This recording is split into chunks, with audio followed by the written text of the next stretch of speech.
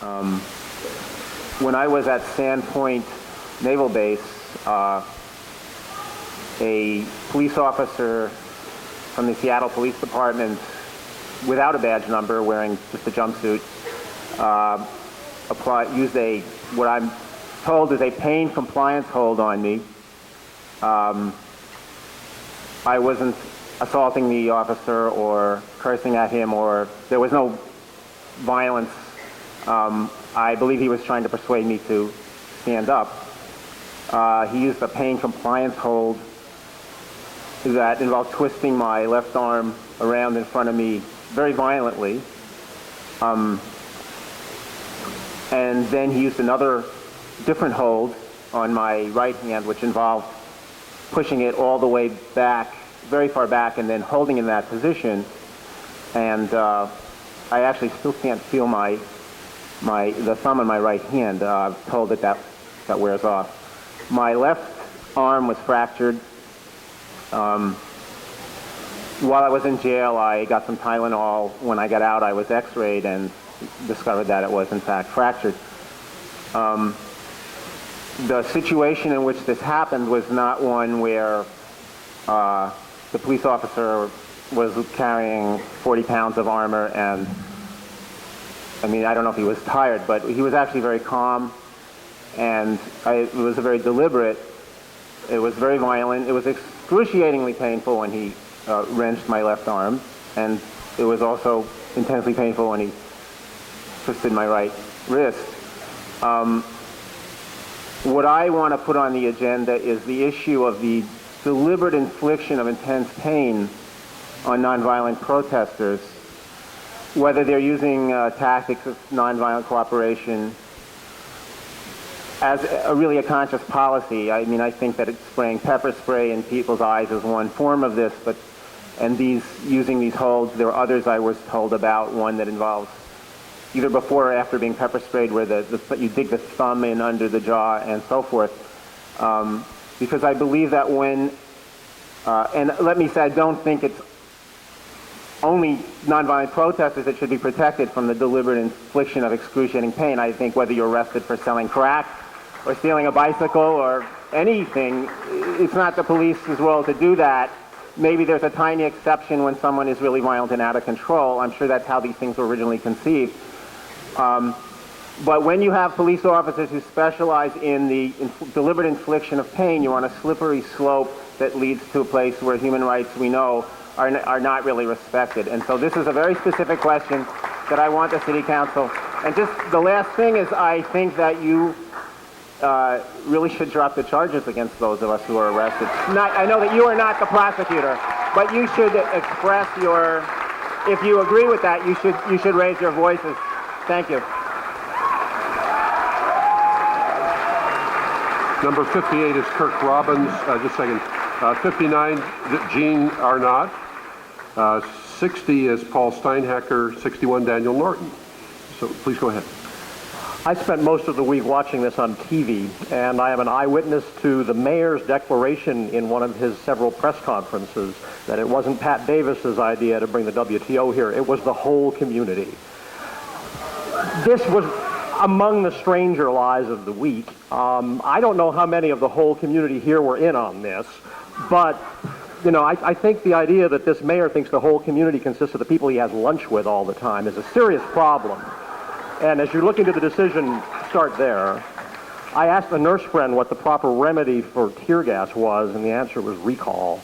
And if there isn't something in the city charter about recalling mayors, and I remember voting on one about 20 years ago against West Ullman, I think there is something in there about that, and some of you may remember this.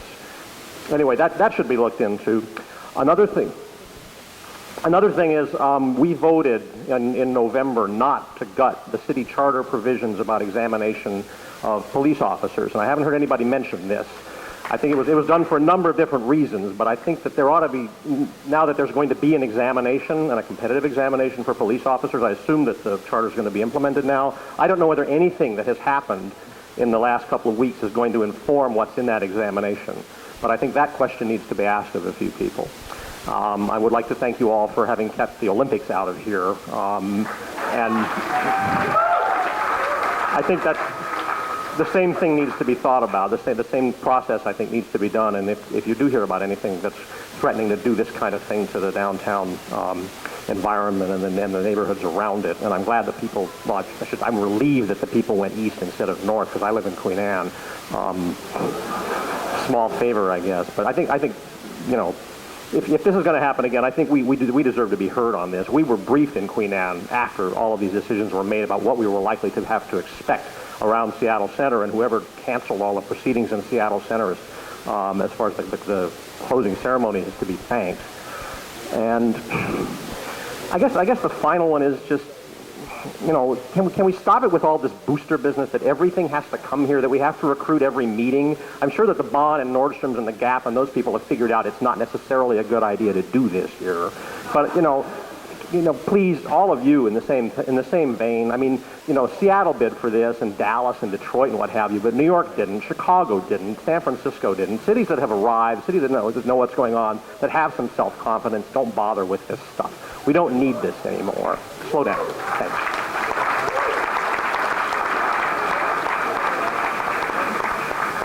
Gene, followed by Paul Steinhacker, Daniel Norton, and Robin Denberg.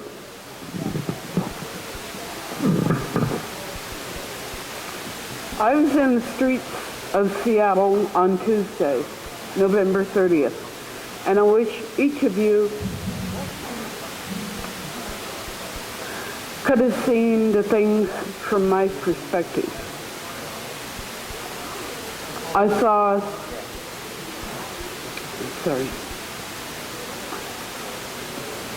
the TV cameras did not show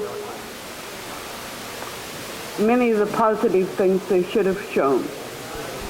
They saw the tear gassing and the riots and the violence.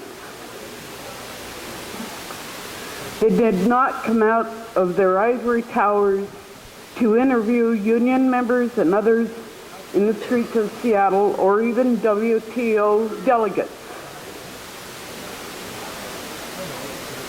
I saw blocks and blocks of union members demonstrating and protesting peacefully.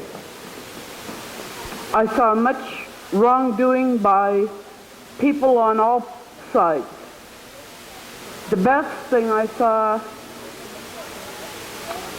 was, or one of the best things I saw was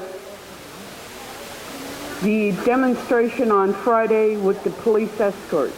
If they had had police escort from the beginning, a lot of this craziness wouldn't have happened.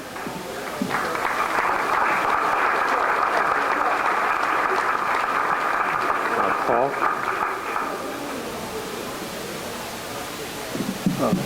My name is Paul Steinhacker. I'm a resident of Seattle, and I live downtown. I'm going to speak to the other side of the issue, and if my comments sound strongly critical of the demonstrators, the idea is to seek increased understanding. I've heard a lot in the past few days of demonstrators stating they were engaged in a peaceful demonstration and their constitutional rights to free speech and assembly were being violated. But I think it should be pointed out that those who correctly claim a right to free speech, by definition, should be willing to grant the same rights to others. Denying right of passage on the sidewalk to delegates seeking their own legally sanctioned forum does not constitute a peaceful demonstration. It is rather an aggressive act, as shown in scenes of WTO delegates being manhandled and obstructed on the sidewalks. Thus, the initial obstruction of assemblage on the part of the demonstrators was the instigating factor. Whatever their grievance against the WTO, which I feel were way overstated and probably largely influenced by another agenda entirely, that being a pervasive and unrealistic grudge against an economic system which has been largely successful. That being the free enterprise system. But the way of the mob and a mindless propaganda and tear down of society is not the way to address such grievances. I'm excluding the organized labor part of the demonstration from the above comments. I really feel that the only people in Seattle who are politically dynamic are the left wing, and that 98% of the people who feel otherwise they're not here and they're not being heard, except at election time. After all, the WTO is a forum where some rules of fairly setting standards of international trade can be discussed and, if need be, adjusted. This would be better than a completely unregulated hodgepodge of national tariffs and jingoistic influence spheres which had led to wars in the past. The rest of the nation and the whole world seems to recognize that the demonstrations were way out of proportion to any grievances, thus foolish and misguided. But right here in Seattle, sometimes the obvious is denied. The next time such demonstrators might trash a city over a convention of vegetable growers, or conventions like the Seattle World's Fair could not be held. It would be the saddest thing of all if these unfortunate events were to lead Seattle to retreat from a national or international presence and influence and seek not to host important events in the future. A city, like a living body, cannot deny progress and destiny. That was not Seattle's way in the past, and it should not be its future. Things that stay in the same place by nature rust and stagnate. The idea is a well-planned growth. There have to be ways to learn from this. We temper a rightful compassion with common sense, and a willingness to perceive all viewpoints can be complemented by thorough preparation. Sometimes the core of problems is really not that complex, but has been obfuscated by layers of political correctness. Even apart from this particular event, policies that perpetuate problem situations by treating them at the edges or after the fact should be avoided, and a strong ideal and resilience be employed in seeking solutions that actually change and improve situations equitably and to the benefit of all. Thank you very much.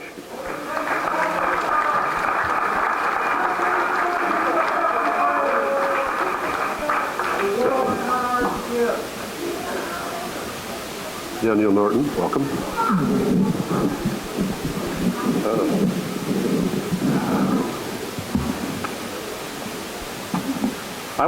My name is Daniel Norton, and I am a resident here in Seattle for 20-some odd years now. And I can get all these papers out of the way here. I've been asked to read a resolution that was passed by the Faculty Senate of the Seattle Central Community College here, and I'll give a copy of this, and then I just have a few things to say from me tonight.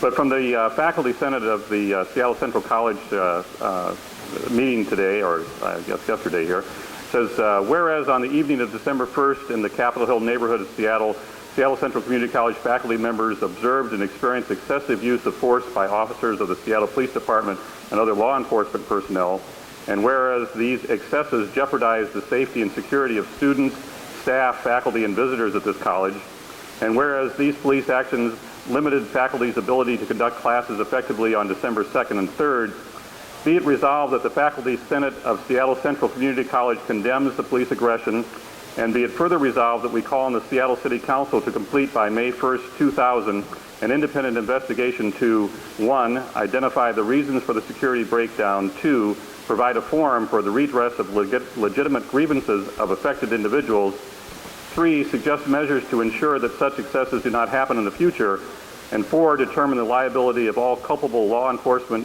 and security agencies for such actions not validated by law or administrative practice.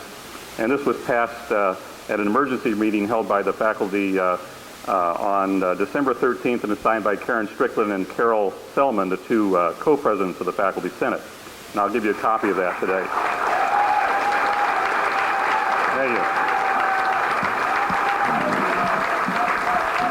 On a little bit different level, I had some remarks made up, but most people have already said what really needs to be said, I think, a lot tonight. You can tell there's a lot of anger and feeling in this room, and on a personal note, I mentioned I've been here in 20-some-odd years, and in that time I have negotiated about demonstrations, about civil disobedience with the Rice administration, with the Royer administration.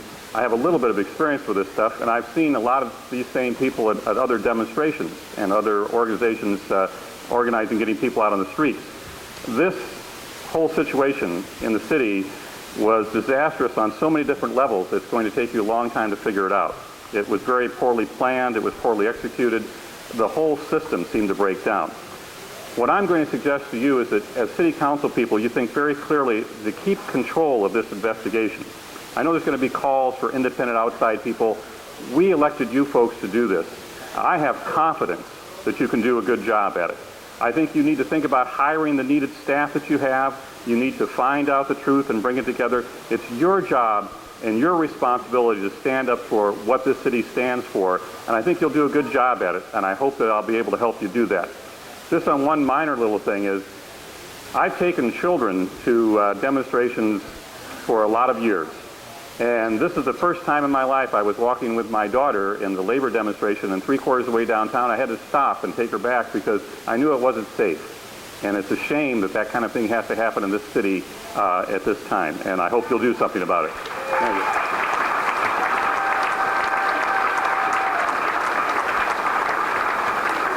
Dan, thank you. Robin, followed by Ed Gale and Artis and David Solit. Hi, I'm Robin Denberg. I'm with the Asia Pacific Environmental Exchange. I'm the environment and trade campaigner for that organization. I'm also involved with the Green Party of Seattle, a group that's going to be running fair traders for office. I'd like to start off with a couple thank yous, and I want to thank Seattle for shutting down the WTO. And I say this not just because we shut it down, but because it protected Seattle's laws. It protected laws like Jan Drago's support for small businesses. It protected laws such as Margaret Pagler's proposal to have eco-labeling standards. Laws that Seattle has democratically supported. I'd also like to thank the firefighters for not turning their hoses on the protesters. And for Richard Conlin, Nick Licata, Judy Nicastro, and especially Brian Derdowski for helping to defuse the situation that could have gotten worse had they not been there. So thank you for that. That said, I was gassed. I still am sick from it. And I have a number of questions that I'd like to see asked, if you could write these down. Number one, I'd like to focus on the system. There were 10% of the police or so who acted as hooligans. They acted as brutally, if not more brutally, than the people who smashed windows. I was quoted in USA Today saying that Norm Stamper's resignation should be the first of many heads that should roll. His lieutenants, as much as he, need to go. Will this happen? Is question number one. Number two, we need to create a police force which is tolerant of different races and ethnicities. How will we do this?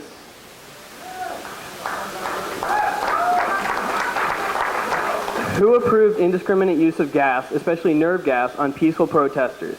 They should be punished severely, just as much as the protesters who are arrested. Will we get their names? Inside the jails, there was a lot of brutality and beatings that went on. What institutional reform is needed to get rid of the problem that is going on inside the jails?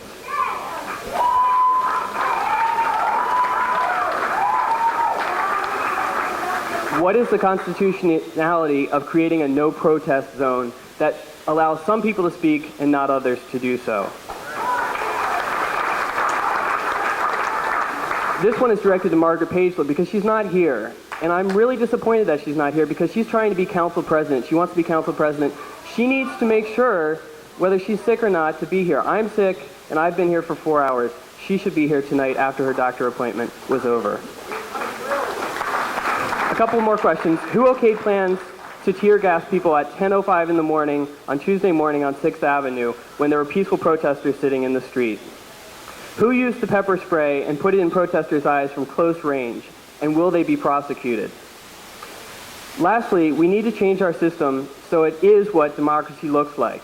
And I have a question for Jim. There's a lot of questions that have come out tonight. This is what democracy looks like. And Jim, I ask you. Sorry, just ask the question back up. Sure. I said, what democracy looks like is the questions that have been accumulated over tonight. My question to you is, will you take these questions and start your police accountability, your WTO accountability committee meeting by looking at these questions and incorporating them into the questions that the committee looks at over the next several months? Absolutely. And the reason that we've been recording the questions is that we have a record and we have a reference and a place to start. Let me say that you've been going a little fast for Irene, and you've got to be sure that she gets down the things that you were saying. But the reason we're doing this is precisely to have on hand those questions. Okay. Thank you.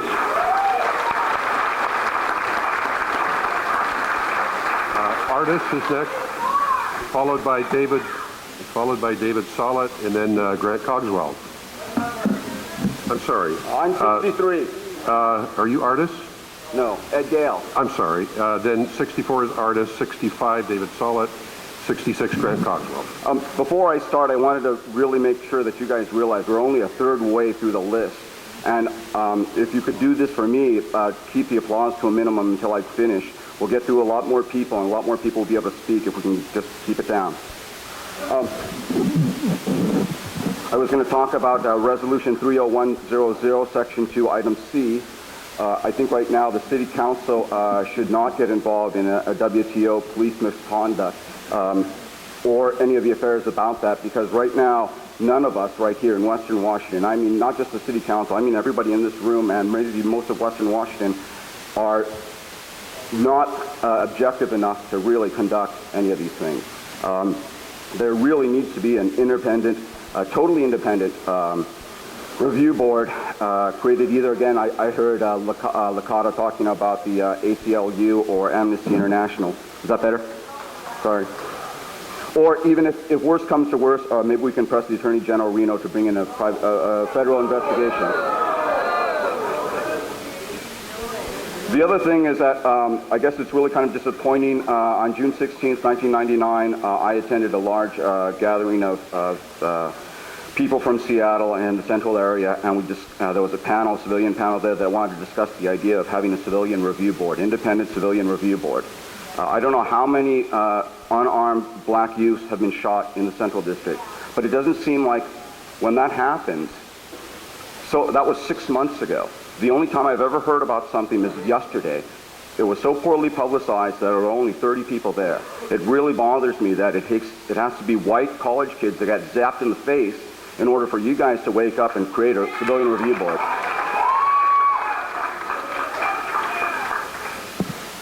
The other thing is that most of the people wanted Norm Stamper to resign, and you've got your wish. Unfortunately, the interim chief of police is going to be Ed Joyner. Okay, and I really, really want the City Council to hear that, because I do not want Ed Joyner to be chief of police. I don't even want him to be chief of police for just a few days, all right? This man is really sick, and I wanted to tell you one of the points that he said at a press conference right after this thing was happening was he was saying the police have only one weapon, intimidation. That's wrong. The only weapon the police should have is mutual respect. Okay, intimidation doesn't work. I mean, if he thinks he's going to run the police department that way, he's wrong. I'll try to make this really quick. The other thing is that I think the $2.5 million that you guys are going to use for this committee should not be set up and used for this committee. The AFL-CIO and Amnesty International, they'll do all this for free. I personally think that there should be a small board or something like that that should review the injuries that have happened in the WTO riots, and that some of that money should go to compensate those people for their medical bills. You have to think about, if we don't do something like this, people are going to start suing the city primarily to get the money back from the medical bills that they've had. And one last thing, I hope I can just squeeze this in. There was a delegate from the WTO that pulled a gun. Now, okay, my personal opinion is you pull a gun out, you better use it. I want you guys to write a letter to the State Department and ask for this guy's name, what country he's come from, and I want you to make sure that this guy doesn't come back into the country again. I want you to rescind the next visa that he asked for.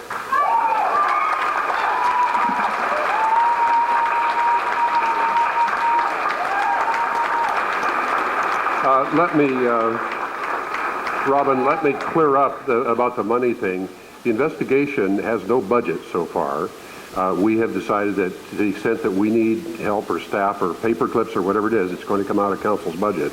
So the $2.5 million figure, I don't know where it came from, but it has nothing to do with the Seattle City Council that I'm aware of.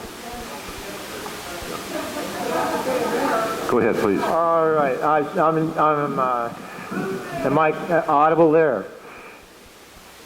It's my hometown. I've been here 50 years. I've been in this city a portion of every year for the last 50 since 1949. And it's my hometown. I live in Port Townsend now, not to be mistaken, because I haven't paid rent for 25 years or more. So I'm able to stay in Port Townsend rent-free, so that's where I stay. That said, I also feel that this is a top-down situation, and you all ran for your offices, so you do have a responsibility to this whole proceedings. I think that it's dead-ended. I don't think that there's going to come anything for the citizenry here, primarily because the citizenry has been segregated amongst itself by terms such as demonstrators and protesters. They aren't demonstrators and protesters. They are, as Joyce said earlier, citizens protesting and citizens demonstrating. They aren't a segregated group of some kind of people. And there's also buzzwords going around through the media. The media and the government here are co-aligned. I'm absolutely certain. Their reason they are co-aligned is because that is the way plutocracy works. And I'm not educated. I'm a dropout. You all have college educations. You ought to be able to teach me better. And this is what I've learned. I believe that this is, in fact, a plutocratic system, not a democracy as such. And I think that the mayor and all of these people should not be sacked. They should be indicted, taken to court, tried by a jury, because a jury is probably the strongest thing a citizen has, representative of democracy. Thank you very much.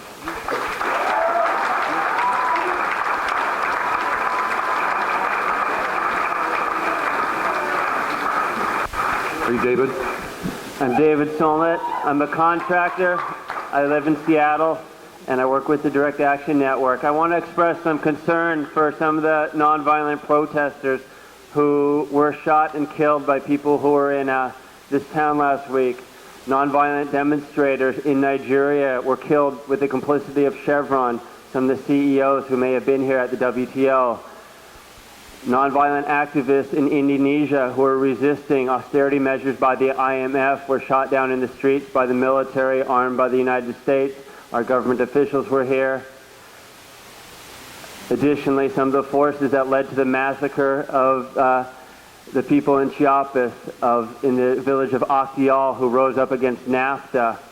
A lot of the people who led to the market pressures that led to the clampdown on the Zapatista movement were very present at the WTO. These were not nice men that were invited to come to our city. And can people please hold and let people speak their time out? These were a bunch of international criminals, and that's the structure of the status quo of this international economic and political system. These are not nice people. We are part of an international, a global movement. There are movements all over the world that are rising up against the increasingly concentration of corporate power and wealth. And that's why people all over the world are resisting the World Trade Organization. That's why there are representatives of grassroots movements from everywhere standing up to resist them. And I think we need to be too naive. I don't think it matters what police chief or what mayor resigns. The structure of the political and economic system of our society has always defended the wealthy when regular people have stood up to them. And if you can go back to the folks who brought us the 8-hour day, by the way, who are people need to learn a little bit about what that word means. And look at people like Noam Chomsky and Ursula Le Guin and most young people around the world today, if they want to actually understand that and not throw it around loosely. I'm putting that out to everyone. The final thing is that there needs to be a genuinely independent commission. That means non-governmental people with teeth. Otherwise, it's not going to happen. I spent days in jail. When I went to jail, no one had an attorney.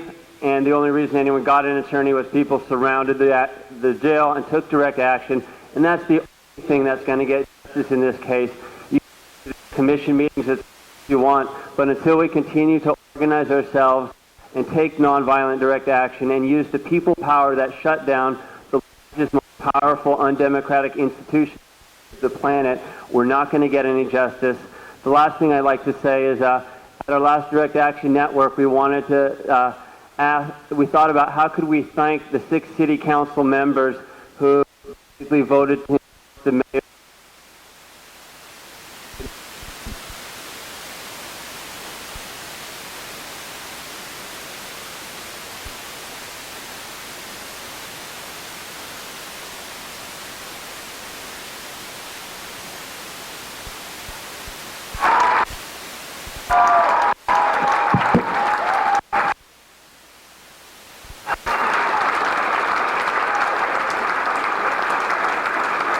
Grant Cogswell is next.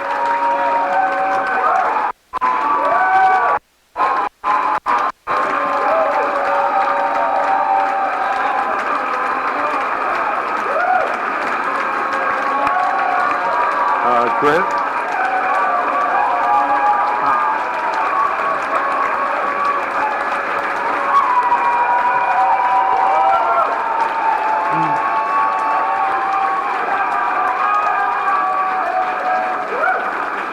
Grant, you're followed by Johnny Hahn, number 60, Gardner, 69, Maureen Campbell.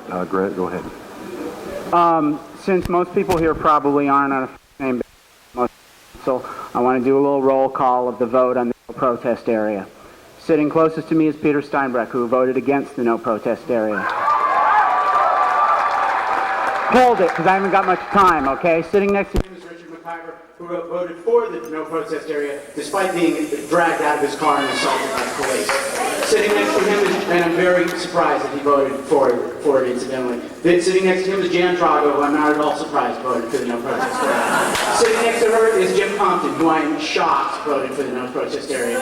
Sitting next to him is Richard Conlon, who voted against it. Nick, who of course voted against it because he's been on our side and every struggle is strong in the city for the last 2 years. And sitting down at the end is Larry Watson from Town Council, had nothing to do with it. Half of the people on the blockades on Tuesday were local people. If you think this was out-of-town people, that's just crazy. It was up to about 75% on Wednesday and 90% on Thursday. I should mention that not present are Margaret Pagler, Sue Donaldson, and Tina Podlodowski, who all voted for it. And please remember this the next time you want to make Tina Podlodowski representing diversity on behalf of Capitol. The police don't know the people in the city, otherwise we wouldn't have had the thing that happened on Capitol Hill on Wednesday night. I believe that they were terrified, but that's out of complete unfamiliarity, and I realize there's a constitutional problem with having people live in a city, a requirement to have police live in a city, but we need to make some movements towards that, and obviously they don't live here and aren't familiar with people because they dragged a city council member out of his car, and he should have recognized who he was. On Broadway on Wednesday night, Passers-by while people were being arrested were being sprayed in the face with pepper spray, were being hit with nightsticks, and the rest of the crowd was being gassed. We were asked sometimes to disperse. I don't consider the people who refused to disperse, and I'm one of them, to be criminals. They're patriots. They were standing up for their civil rights. And the one thing I did, there was no Molotov cocktail on Broadway, and I heard a police officer tell me that another officer had been burned by this Molotov cocktail. It didn't exist. It's like a 6th grade gossip Girl Scout meeting, you know. The protesters were all peaceful. Even the anarchists who were breaking the windows down on 6th, which I don't have a huge problem with at Planet Hollywood, they weren't threatening in the least. What was scary was the local looters who were trying to loot the Nike town and had to be stopped by protesters because there were no police around. The looters started assaulting people, and the solution was to gas and attack the entire crowd. We need to have the police inside of the crowd and not feeling like the crowd is a scary thing. The crowd is us, and the people out there all week were citizens. When I came back to downtown on the weekend, all I saw were shoppers. These were citizens out there, and it's their right to stand up for our constitutional rights. Thank you.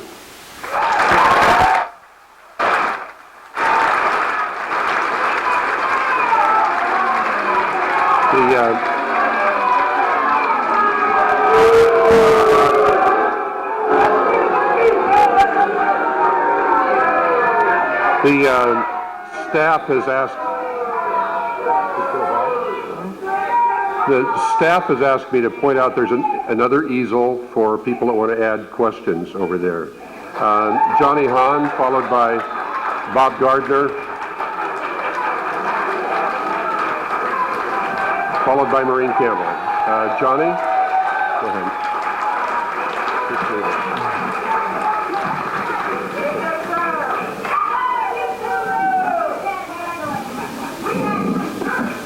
Please let him speak.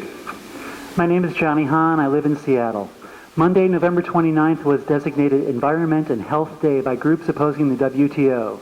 After the rally at 8th and Pike, most of the crowd dispersed, but some made their way to the intersection of 3rd and Pine. There, a number of family farmers spoke to a small crowd of the negative effects that the WTO was having on their businesses. After listening to their remarks for a few minutes, a friend of mine and I decided to walk to the market. He mentioned with some surprise that he'd perceived little to no police presence all day up to that point. That was quickly about to change. When we got to the corner of 2nd and Pine, two things caught our eyes. First, near the corner, a police department armored vehicle was parked. Second, at precisely the moment when we arrived, two Metro vans pulled up, and out of each emerged approximately a dozen RoboCop-attired Seattle police. It was the first time we'd seen the police in their high-tech riot gear. In tandem with the armored car, a mini-tank that conjured images of Beirut and Belfast, we were compelled to stop dead in our tracks and gape. And we weren't the only ones. Prior to the arrival of the riot police, there were only a handful of people at 2nd and Pine waiting for the streetlight to change.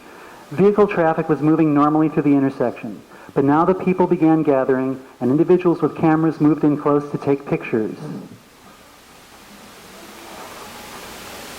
The police stood next to the van in double file formation, clutching their billy clubs. It was a bizarre and menacing sight.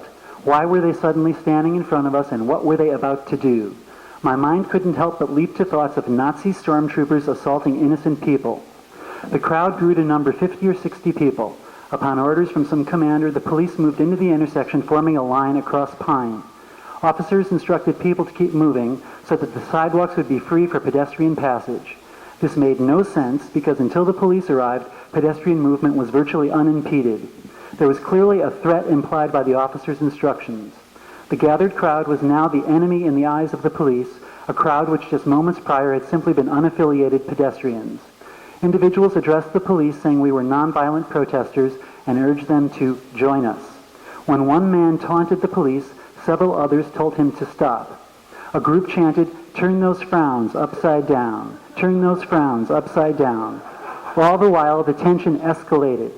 After 15 minutes of this standoff, a group holding the mini rally at 3rd and Pine marched to merge with the crowd at 2nd and Pine. At this point, the police line retreated across 2nd, and the marchers turned left and proceeded down 2nd towards Pike, and thus ended a very weird confrontation. The issue here for me was that the police, by their very presence, engendered this potentially violent scenario. People gathered out of a combination of curiosity and defiance, not to protest per se, and this, I believe, was an ongoing feature of the many sub-conflicts that occurred throughout WTO week. The vast majority of protesters were nonviolent, but our sense of entitlement or ownership as citizens compelled our presence on the streets. First, because of the host of injustices perpetrated by the WTO, and second, because the mayor, the FBI, the Secret Service, and the police were violating our right to free speech and violating our bodies with their brutality. Though this incident ended without violence, it served as a portent of the mayhem that would ensue over the next 2 days. One final note. One of the more twisted ironies of WTO week was Mayor Schell's call for a ban on the use and sale of gas masks. Was it not city officials and the police in the weeks before the WTO who stirred up community fears over threats of terrorists using biological warfare? And yet, when it came down to it, our city gassed its own citizens.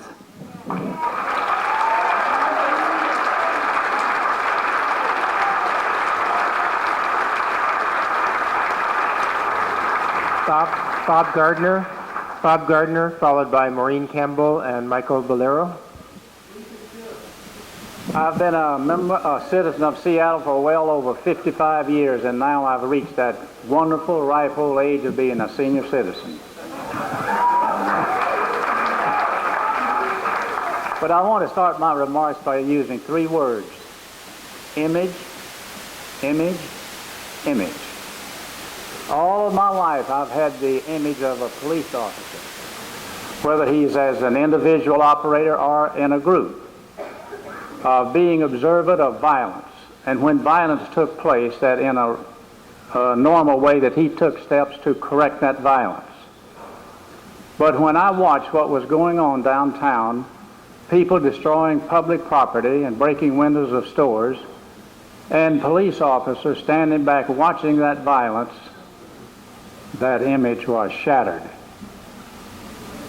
I would like to know who gave the directive or the order to have the police officers stand by and watch this violence take place when it's their sworn duty to stop it.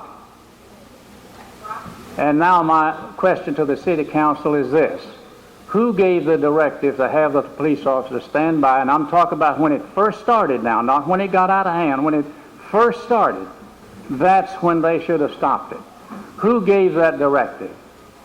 Now, can my image and your image of police officers that we all think of as being people that guard the peace and harmony of whether it's a residential or business community, can we regain that image? If so, how? And who is going to see that it's done? Thank you. Maureen Campbell. Hi, my name is Maureen Campbell, and I live on Capitol Hill. And on December 1st at approximately 5 p.m., I walked down to the East Precinct, the police department there, because I had two things I wanted to do. I wanted to file a complaint, and I wanted to ask a question. When I got in there and asked if there was a process for me to file a complaint, they wanted to know why.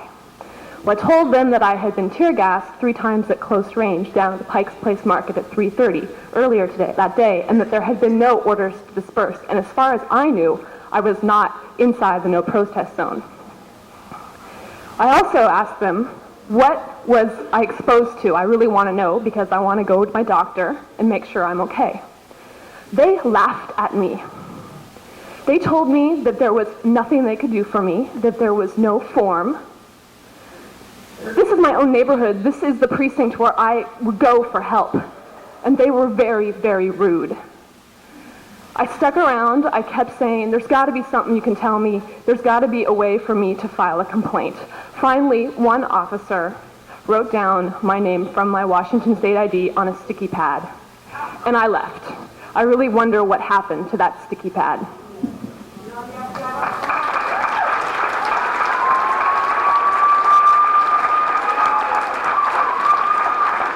Michael Bolero, after you will be number 71, Jan Black Ferguson, 72, David Call. Thank you, members of the council. I really appreciate these forums. I must ask your forgiveness, not because I really believe a lot will come from it in regards to your listening, but it's important that you hear us. But more importantly, because we rarely get an opportunity to speak our truth. And it's certainly not going to be reflected in the media. And I appreciate that,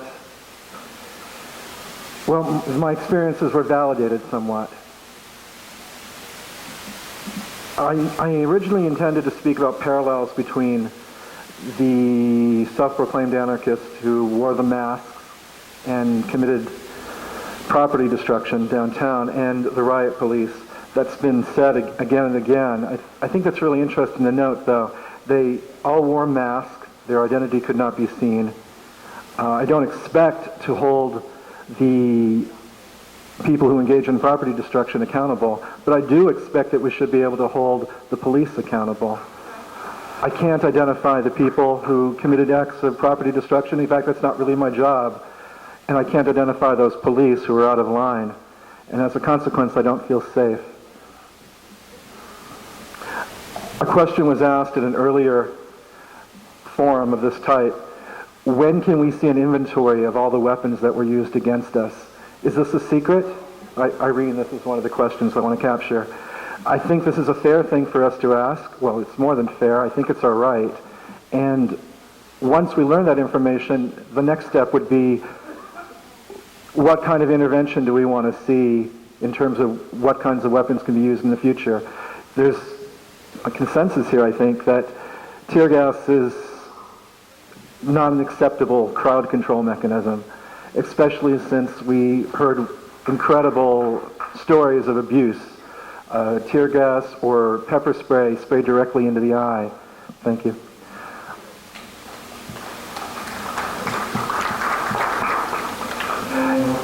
In closing, I want to suggest that considering the kinds of stories that we had to hear, the crowd has showed incredible restraint, and I want to thank you. And I look forward to other opportunities when we can share our truth in this way. and validate our experiences. Thank you.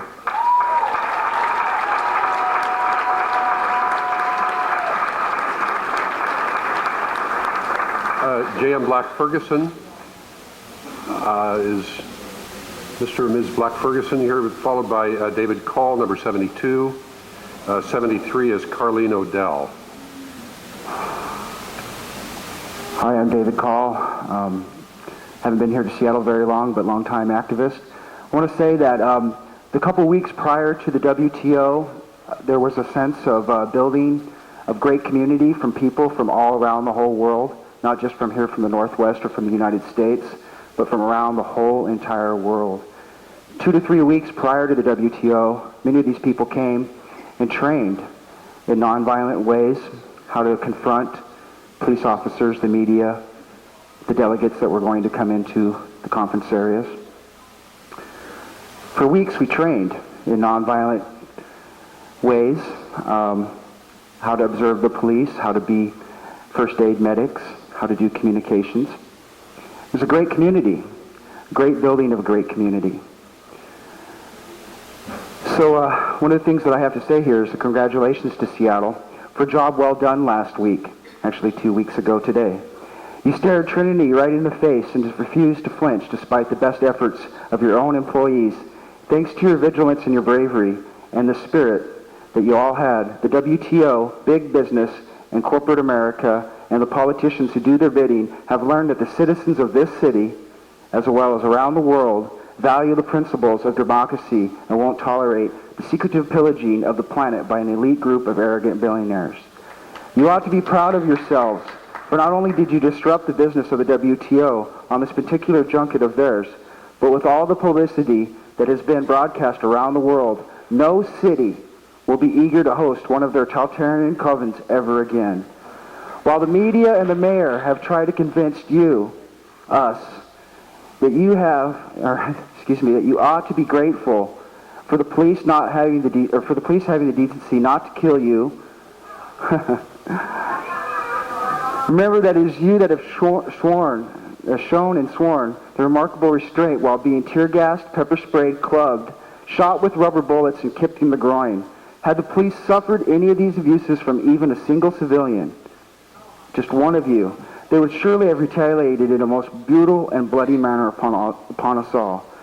So remember during this most joyous holiday season that we still have the power, and that we will keep it as long as we have, never the sight to ever lose the courage to exercise it. I'm just going to ask one thing. I know that you've all heard the stories here for the last 2 weeks. There's one chant that I heard the entire week of the WTO. There's one chant that I heard at the jail, and I'd like you all to stand up, please. Please, all stand up, please. Please. This is one chant. I heard this. It was called Repeat After Me. So repeat after me. Come on. Repeat after me. There ain't no power like the power of the people, because the power of the people won't stop. We're going to do that 3 times, and I want all of the brothers and sisters that couldn't be here tonight to hear this all around the world, and to let them know that we are still with them in solidarity. So come on, 3 times. There ain't no power like the power of the people, because the power of the people won't stop. There ain't no power like the power of the people, because the power of the people won't stop. There ain't no power like the power of the people, because the power of the people won't stop. Thank you. Remember that up here. Remember that. This is what we're trying to tell you here tonight, is that you've all been elected. Do the right job. Thank you. Carleen Odell is number 73, and then number 74, C.M. Wilbanks. 75, Joey Noyes, I guess it is. Is Carleen Odell here? No. C.M. Wilbanks? Okay.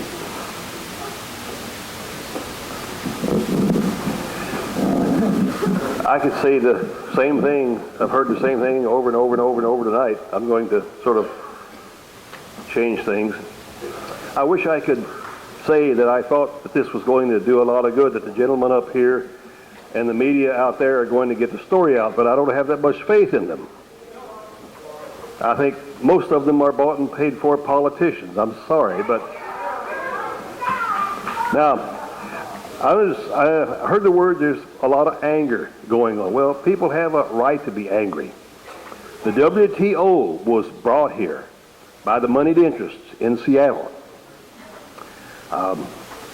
Mayor Shell has sent me his list that he sends out to people that subscribe. And in that he described the process of how the WTO, the decision to bring the WTO here, and how that people from here went to Geneva, the very city that they had riots in, after they had the riots. And I personally talked to a 60-year-old man that was on his way back to Geneva Sunday, and I asked him how it compared to what went on in Geneva. He said, oh, it's about the same, except Geneva was a smaller city. Said they didn't burn any dumpsters. Said they turned cars over in the intersections and in the middle of the streets, and then they set them on fire. Now, how could someone with any common sense or decency invite an organization like that to our city after having visited that?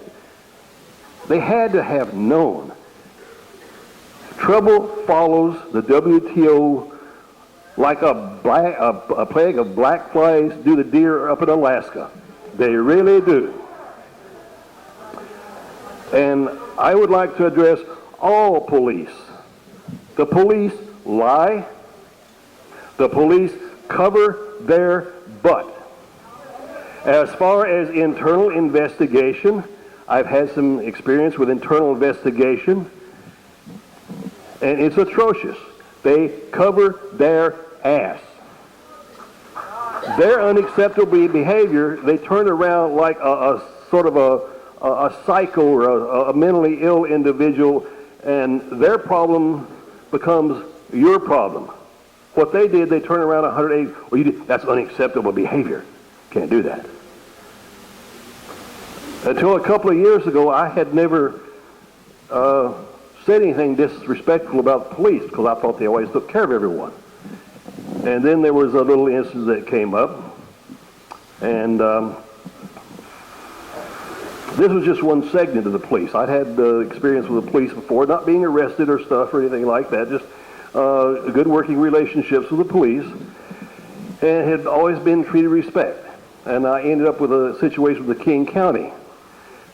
After my experience with the King County Police, I will never, ever again refer to a King County policeman as anything other than a pig. Now, I had never used that word in my life. I thought it was disrespectful and that anyone that used that. But I had an experience where I was treated very shabbily, and their behavior was unacceptable. So I want the Seattle Police investigated. I want the King County. I want anyone that was involved in policing the matters that went on, the World Trade Organization. And I wish I could say that I had faith that Mr. Wilbanks, your time is up. the people would get, the people would, the police that misbehaved would get what's coming to them, but I don't have that faith. Sorry.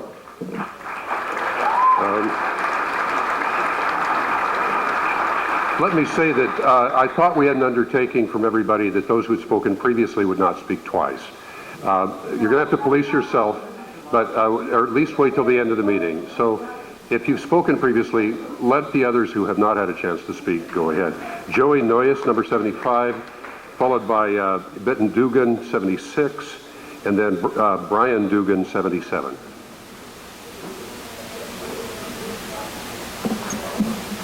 Hi, thank you for the opportunity to speak. I respect you guys for putting up with a lot of talk for a lot of hours. God bless America, huh?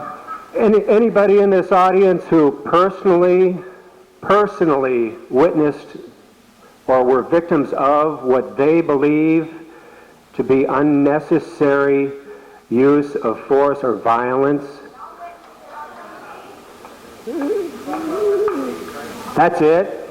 I mean, that's like a good number. Okay, there's a number of people that had experienced violence or were witness to it that cannot be here.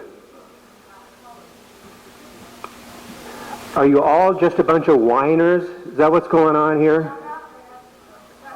You're all a bunch of whiners. All right? You put yourself in the place where you could be hurt.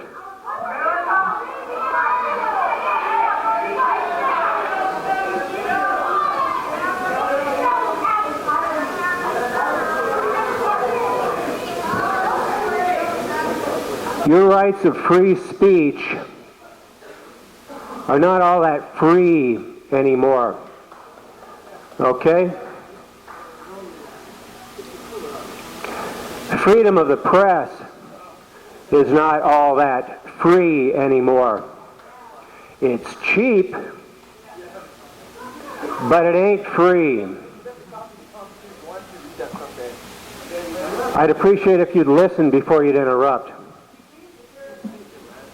Oh God, let's not use big words here. It just gets me confused.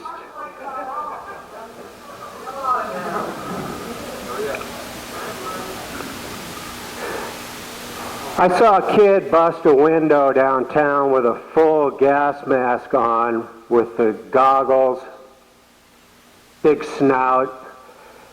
It was Gateway Computer. He smashed the window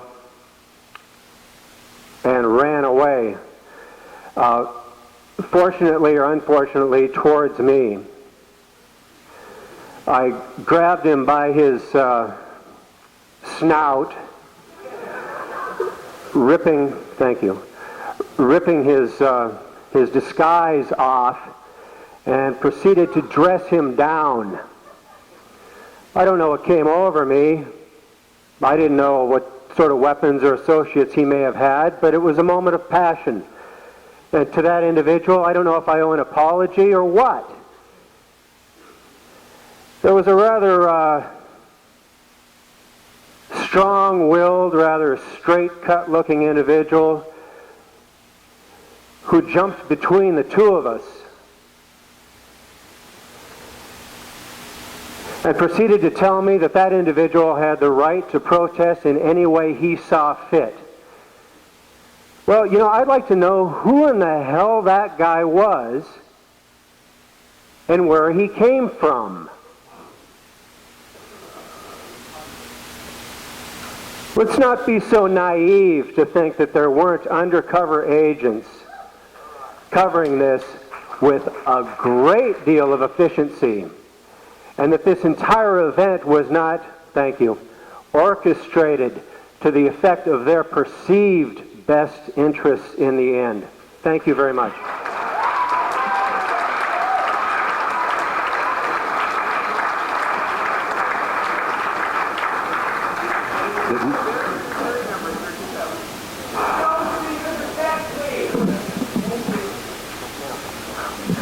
Hi, everybody. My name is Bitten Foster Duggan, and there's so much to say, and you guys have said amazing things so far, so there's a lot I don't have to say. Thank you all for being here. Thank you for keeping time. Some questions, but I first kind of want to say something for the media. Something, I don't watch TV except for this. I watched it, and I was amazed of being down there, how different it was what you guys saw to what we saw. I was amazed. And one thing that I saw, and I was a part of, that I was so impassioned by, was that there was some chaos going over here by a store. And so I went over there to see what was going on. And it seemed that some kids had broken through the Levi store window. And there was some others, there were some kids sort of up here rallying, being kind of crazy, trying to break in. And there were like 8 protesters standing there arm in arm, and people were chanting, "Nonviolent protest, nonviolent protest." And the protesters, the nonviolent protesters were stopping looters from stealing stuff from stores. Why didn't the media cover that? That's powerful. That's people. That's the power of the people. That's what we're about. I mean, that's what we want you guys to see, because that's who the people are. And that kind of is a nice little lead-in, because you say a reality check, which is nice about time. But to me, this is a reality check. Because this is the reality of our city, of the people who live here. And this is reality. So that could be a question for you. What is reality? And that takes me back to the media. The media kind of amazes me. But one of the things in the media, things are going to get back to normal. What is normal? This is normal. Us people here are normal. You guys are normal. Normalcy is not this happy little, I don't know what that blonde lady thinks it is. Thank you. I'm sorry, I apologize. There's so much. And MacGyver, I do appreciate you. Unfortunately, you were accosted. But you at least are in the system, and it happened to you. So it lessens the gap between us against them, because you are us, and you all are us, and we all are you. And we have to get together and stop blaming and accusing and stuff, and get together and help each other out and work together so we can reform the system. We gotta go for something. I don't know what's gonna happen. We gotta go for something. And I don't know, there's so much to say. But I did hear Monday night at the Key Arena, this is a question. Thanks. The question is it time for a nonviolent global revolution?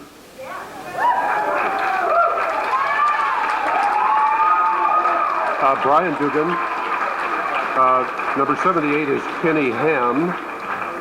Are you Brian? Yes. Yeah, followed by Kenny Ham, and then number 79, Shannon Denton is next. Hello, my name is Brian Duggan. I'm a local businessman and a member of the Seattle Green Party. And I'm basically here to make my complaint heard. As you know, you've heard probably the same story from a lot of the citizens of Seattle today, but I still think it's important for all of us to get our complaints heard and on record. So one of my things was November 30th around 11:45 time, I was with a group of protesters in the Sheraton hotel region where we were blockading the doors. And then all of a sudden came the whiff of tear gas, and then a large mass of the protests kind of just went back down to the intersection. And that's when we still continued to blockade these doors, and then we had the Seattle Police Department come in with, I would say, brutal tactics of basically jabbing with their batons, kicking people while we're all sitting on the ground, hands and faces covered, but only to have these same police officers come up, lift up the head, spray directly in the face. And then, so, you know, of course that breaks our line and all chaos erupts. And at the same moment, I'm trying to stay behind and help these two protesters lying on the ground, screaming, ay, ay, ay, ay, you know, just screaming. And we're picking these folks up and bringing them out, and then staying behind trying to find more people to drag out from the onslaught of this line. Only then to have myself pepper sprayed in the eyes intentionally by an officer all of a sudden up on my right. So that's just my complaint I need to make before you. And then I'd also like to thank the Alternative Media Center, or excuse me, the Independent Media Center, for their courageous coverage of the whole week at the WTO protest. And one more comment I really like to make is I hope you do not take seriously the blackmailing of the Downtown Business Association on our city for lost profits. This was a citywide citizen response to what was going on in our community. And then to have someone all of a sudden turn around and demand that we pay them for lost profits because they don't have shoppers there, I think that's uncalled for. And so I really hope you stand strong against anything of that sort. Thank you very much, and I hope everyone has a chance to speak.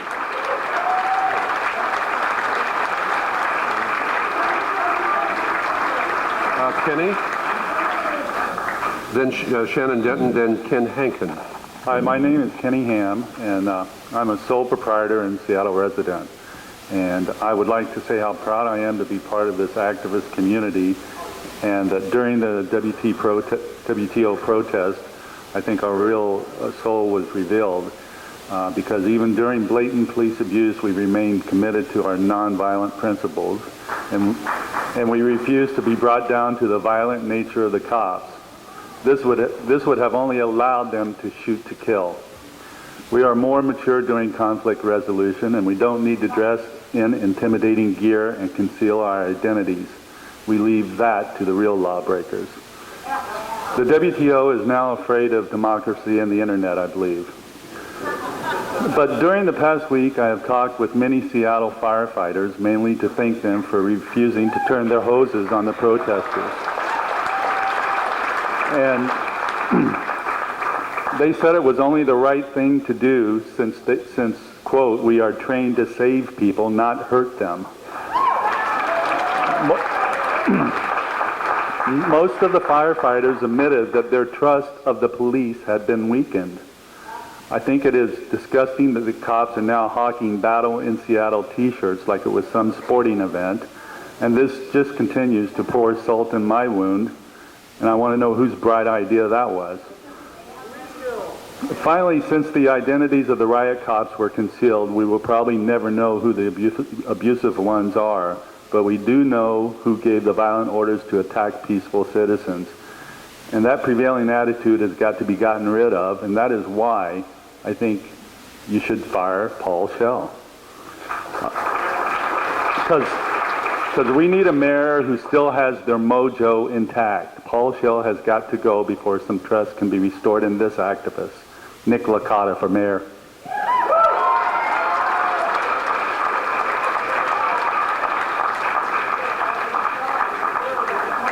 Shannon? Hi there, I'm Shannon Denton. All of this has to come straight from my thoughts, my feelings, my heart. I love the country. My country. I was born and raised here. This is my city, and I was shocked at what was happening.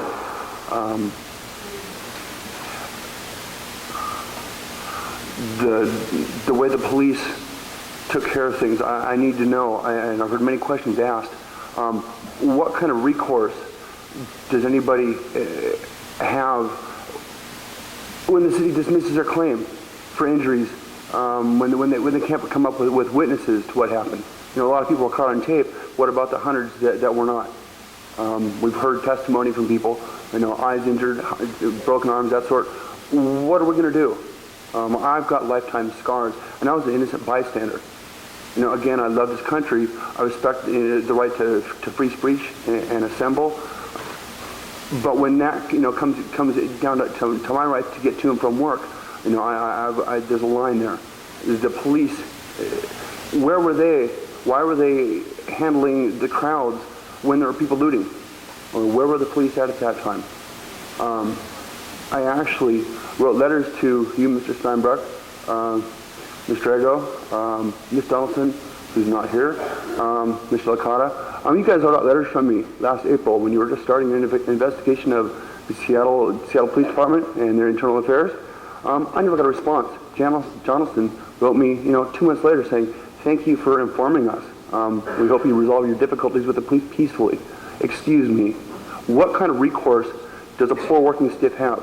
We can't get an attorney. The city turns us down for our claim because we don't have witnesses, we don't have names, addresses. What recourse do we have? The courts won't do anything either. You know, they say it's a civil matter. Okay, small. You know, take them to small claims court. Excuse me. The police officers, they decide to argue, saying, "Oh, we need an attorney. We don't want to appear in small claims court." The judges, they say, "Oh, they're a police officer. They have the right to an attorney." Excuse me, if you've done nothing wrong, why do you need an attorney? Why can't you go to small claims court with me? What recourse do we have? I don't have insurance. I've got lifetime scars as an innocent bystander. You know, that's something that I really need an answer to. Thank you.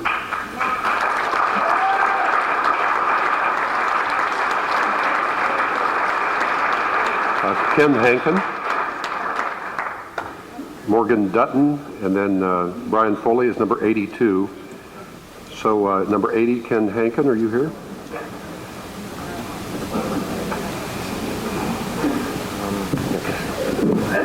My name is Ken Hankin. I live in Seattle. I work in Seattle. I pay taxes in Seattle. And I vote in Seattle. For the last 3 months, I've had the wonderful privilege of working with the Direct Action Network to take on the WTO and its undemocratic nature. I take on the WTO to protect the democratic things in this country, like our Clean Air Act, our Endangered Species Act, because I feel very proud of them and I want to defend them.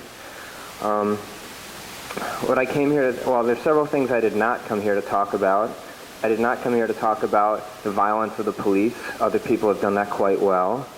I did not come here to talk about the ineptness of the chief of police, the ineptness of the mayor and the way they handled situations. Other people have talked about that very well. What I came here to talk about is democracy.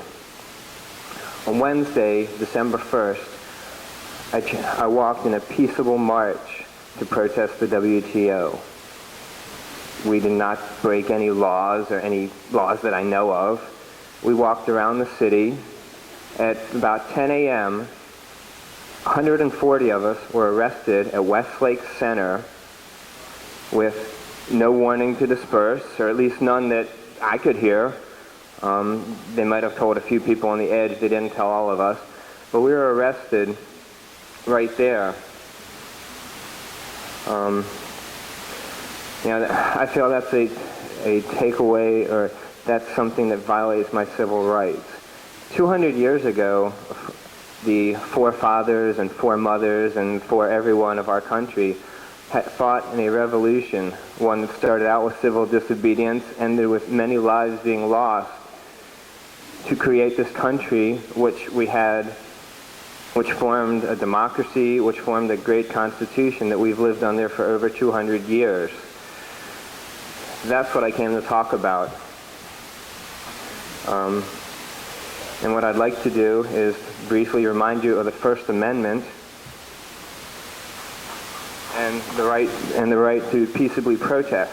This is a very large post-it note for you to see. It's a reminder of the First Amendment and the peaceably protest.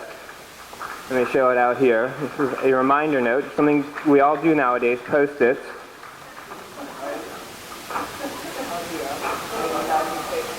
Then women can take it back to your office and post it there so you know about the First Amendment, because 200 years ago, or a little over 200 years ago, there was a revolution so that we could have this and our other rights. And my question that I'd like, I believe it's Irene, to get down is City Council and everybody else listening, do we need to have another revolution so that we can enforce our First Amendment and other rights? Thank you.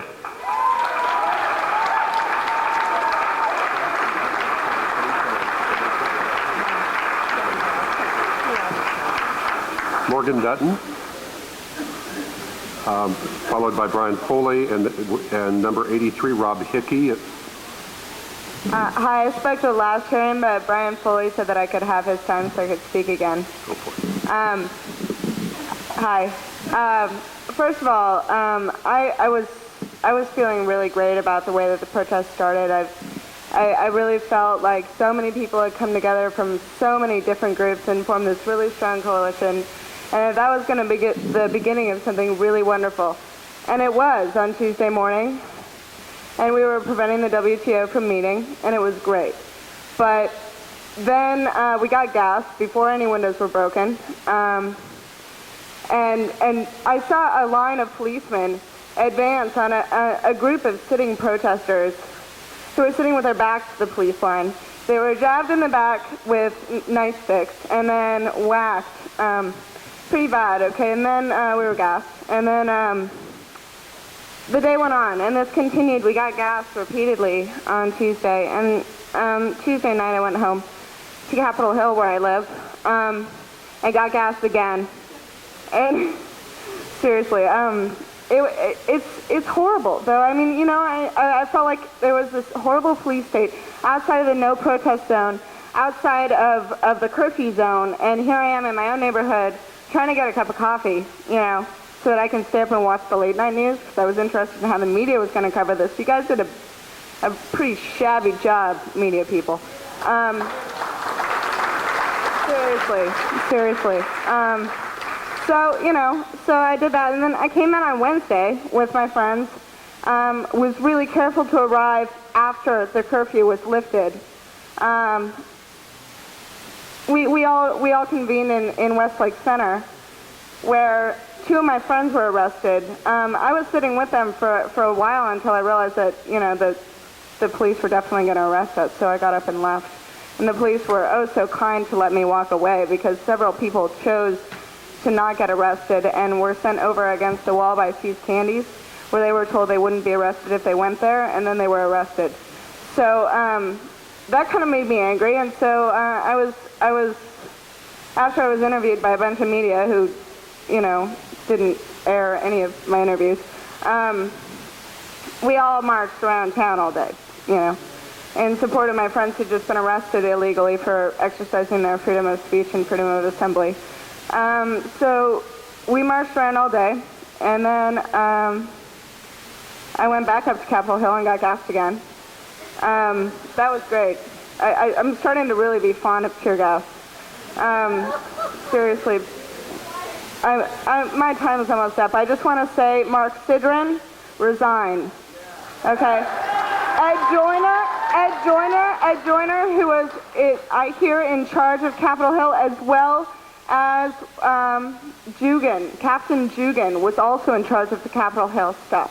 I would really like to see those people put out of office, and it's up to all of us to make it happen. Thanks. 83, Rob Hickey, followed by Ed Schlapfer and Tracy Spurl. Is Rob Hickey here? We're at 83. We have 208 signed up, so we're not even close to halfway.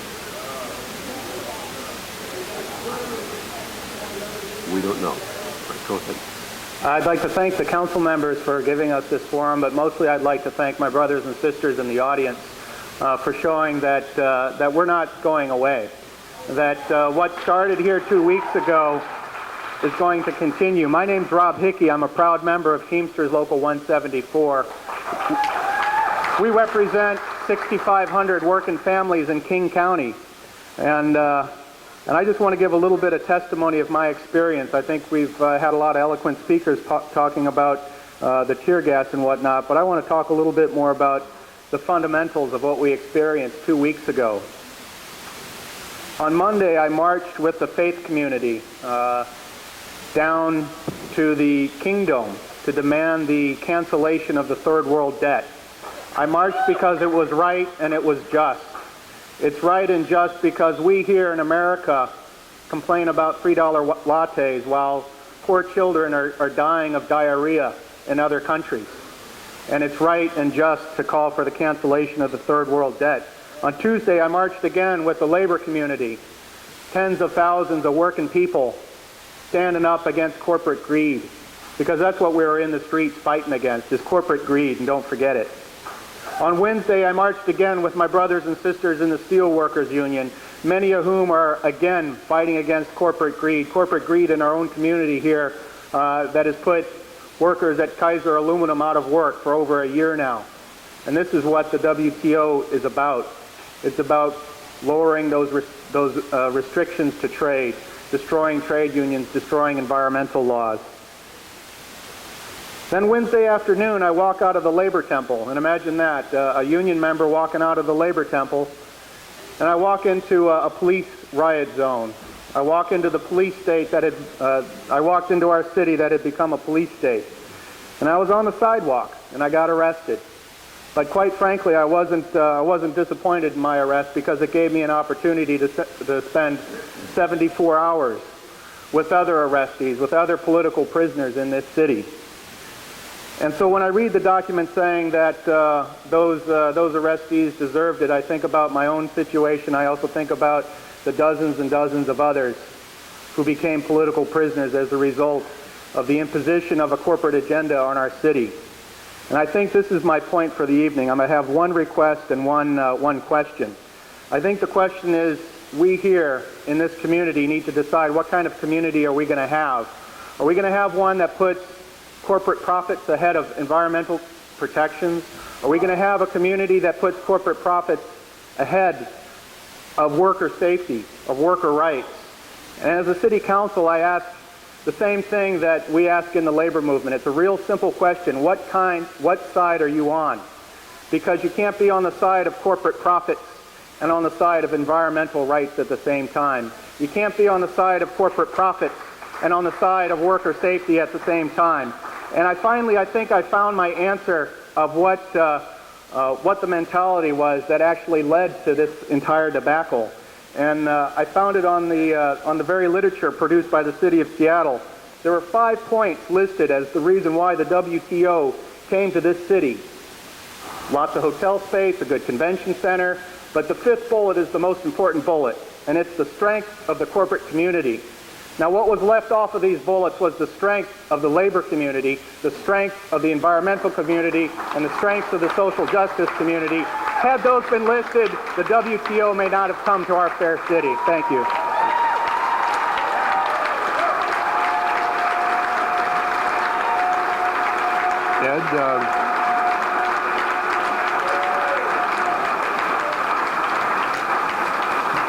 Ed Schlepper, followed by Tracy Sturrell, then Vince Halloran. You're number 84. Yes.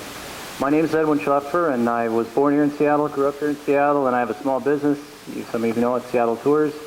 And I first of all want to say thank you to the City Council to set this up and to do this. You know there's a lot of City Councils that just would shut this thing down and not let us talk and not let us say anything. So let's give them a round of applause, first of all.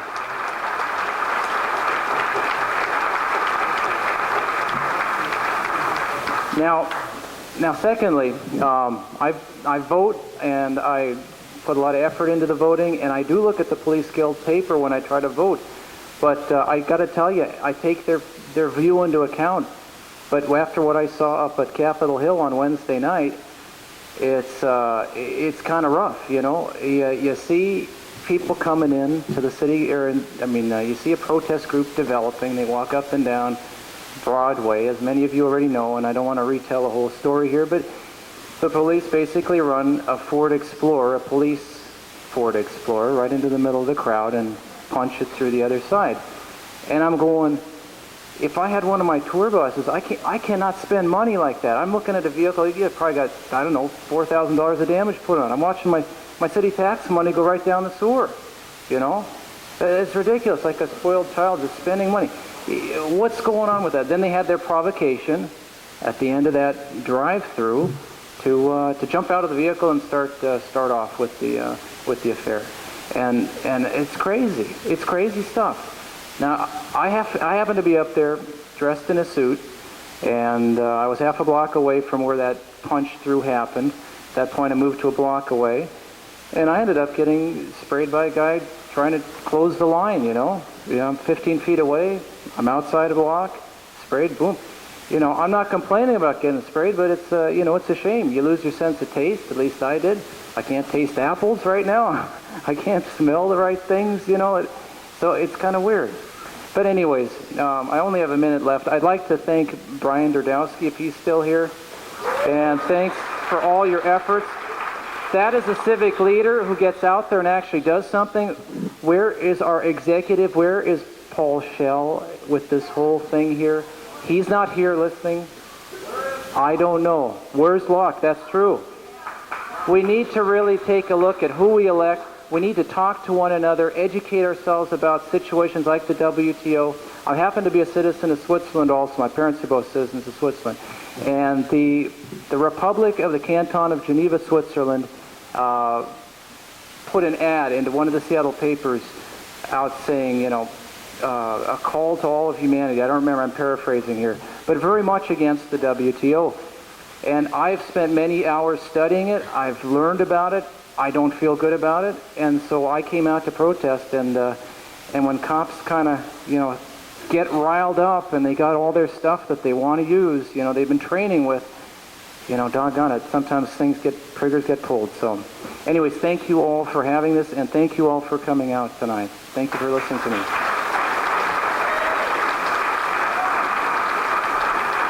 Tracy? Hello, my name is Tracy Spurrell. I'm not a protester, and I'm not an anarchist. I'm merely just a hairdresser from Texas who is a citizen of Seattle. I came out today to really speak my mind because I've been forcing my clients to hear it all week long. And I figured, well, it's your turn since you are in charge. And I'd like to thank you for giving me this opportunity and being here, because I've been here for 7 hours waiting, and I realize how tired you are as well. So, we the people are here for a reason. We are pissed off for a reason. I have chosen Seattle to live for its reputation as a creative, free-thinking, independent, artistic, culturally diverse, peaceful community. After living in Texas, that sounded pretty good. I may not have been a protester, although I agree with those who have the right to assemble and the freedom of speech and within a safe space. These people gave me the strength to sit here for 7 hours, because before the WTO, I didn't give a shit. And now here I am. And I'm here because I'm angry, and I'm angry for good reason. See, the police were completely out of line. I am a resident on Capitol Hill, and I really believe that the police had no place in our neighborhood on Boylston, East Olive, or Harvard, telling me to go home as if I were a 3-year-old child, yet my home was filled with tear gas. My home faces Seattle Central Community College. I work on First Avenue. My clients would ask, were you affected at all? You know, because they come from Bellevue. They did not realize that if you were at all near the water or 25th, Pioneer Square, or Denny Way, you were affected. Trying to walk home, trying to exist. I ended up missing work. And I missed work due to the after effect of gas, of which I was repeatedly pegged with over and over. Nausea, diarrhea, onset of menstruation immediately. The worst sinus symptoms I have ever felt. Thank you.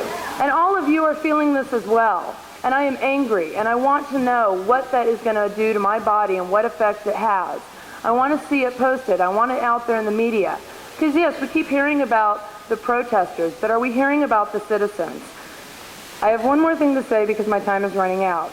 But we would like to blame the anarchists. We would like to blame those people from Oregon, Eugene, or those stand-in police.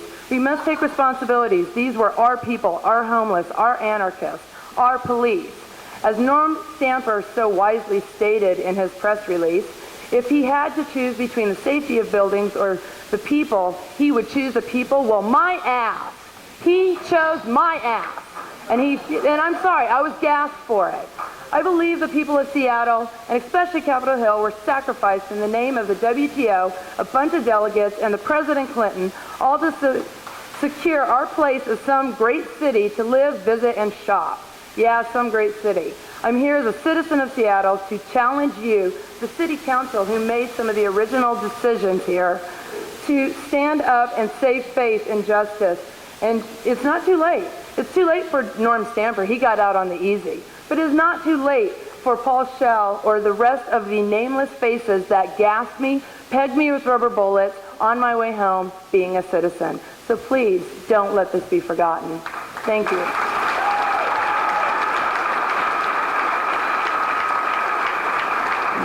Vince Halloran is number 86.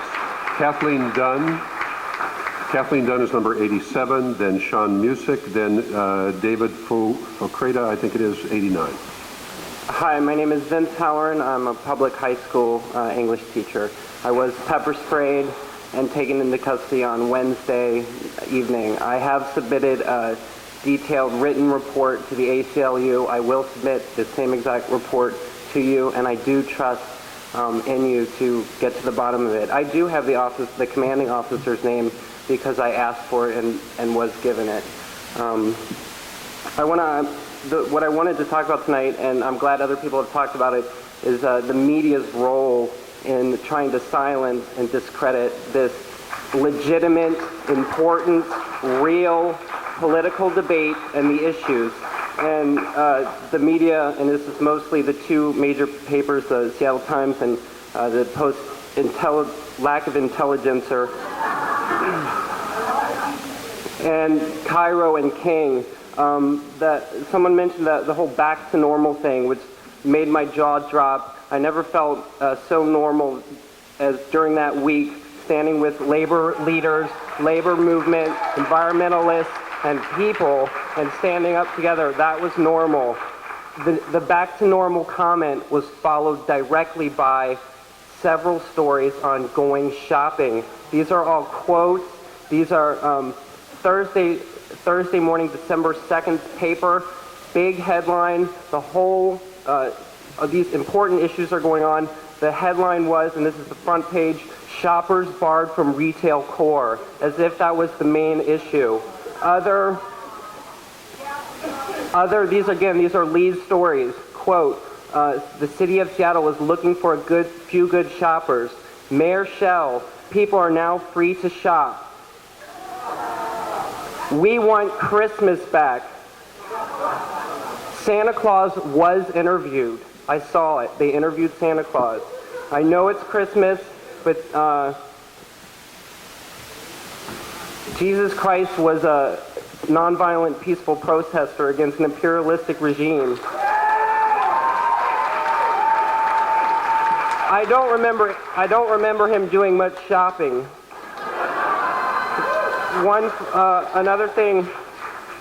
Another editorial comment after all the shopping news was the city, we exposed an ugly side to the city. I don't feel that way at all. I feel like I was exposed to a beautiful side of the city, the people who care about more than shopping, the people who care about human rights, workers' rights, the environment, civil liberties, and I thought it was a beautiful side to society. I think you should be proud of us. I'm proud of these people, and that will likely never be in the media, but it's reality.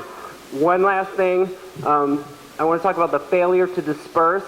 The police and the WTO are really mad at us that we failed to disperse, and I really hope that we never disperse, that we continue to fail to disperse, because power to the people as we work together. Thank you. And I know you've heard this over and over again. Thank you for being there. Now you know what it's like to be a Metro bus driver. You sit on your butt for 7-8 hours without a bathroom break or eating. And that's an everyday thing for me, much less during WTO. I'm nervous. I'm very tired. You could see I was losing my patience earlier because a lot of people went over the 3 minutes and spoke before and were going off on other agendas. So I hope if you do this again for the other people after me, that stick to the rules. I'm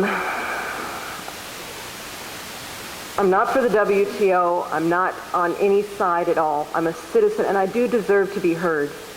I have learned that during WTO week, last week standing in the public library line, where I got off work half a day early to be heard, and I'm going to lose it here. And here tonight, everybody thinks their sides, and we all have free speech. So let me speak, please, because I have experiences I saw for 4 days downtown, 5 actually. Anyway, may I have the respect, no booing, speak like others. I'm a citizen, and I'll relate the experiences that others have, but cannot. I'm not here speaking for Metro. I'm here as a citizen. I'm sorry, I'm not good at this. I guess my diligence, because I took a vacation day here to be here. I too got pepper gas twice on my own Tuesday night because I went up. I was mad how our city was being destroyed. The officer, when people say they got pepper sprayed, well, sometimes it's because of what you were there for. When they say to disperse, and it's not as in you don't have your free rights, there is violence that happened to our city. Our city was being torn apart the day before. There's a reason.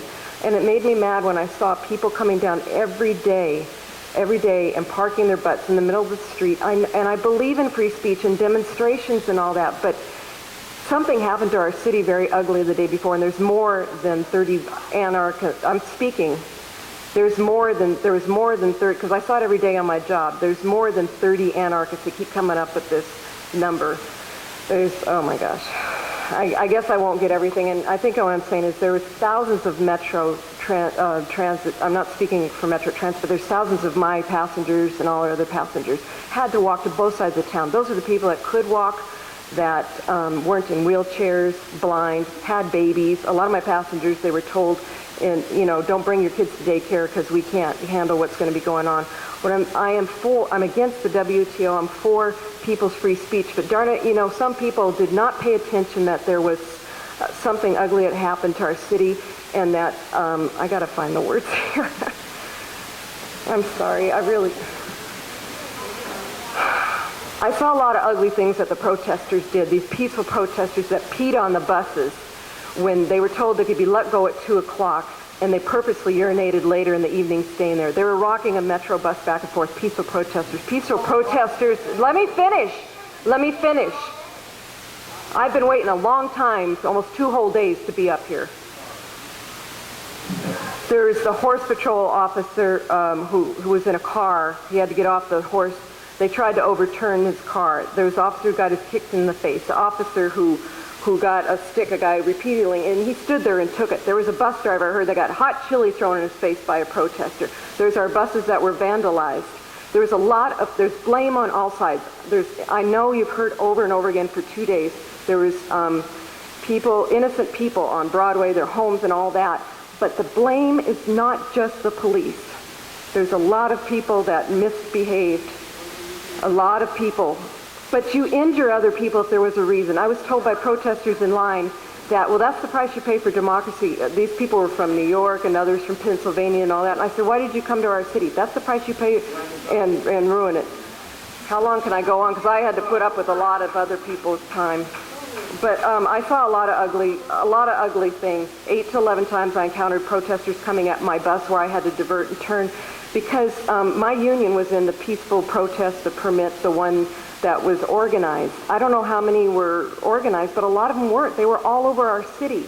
And when you were told we had a problem in downtown, we can't have people coming down, they were a threat all the time. I think that's what I'm trying to say, is that I know, and the time was up for a lot of other people earlier. I think what I'm trying to say is that there was a lot, I'm so nervous I can't even read, and I had everything really good here. And I have tons of emails that were sent down to Metro, but a lot of the passengers are really upset. They said the inconvenience of the WTO protesters. Anyway, thank you. Could you submit some of your ideas to us in writing? Also, children were taken on my bus. I'm sorry, what? Submit some of your ideas to us in writing. We'd like to see the emails. Okay. A lot of children were taken down on the bus, and they knew they were going to volatile situations, and then they complained, you gassed my children. Don't take your children down to protest. Thank you.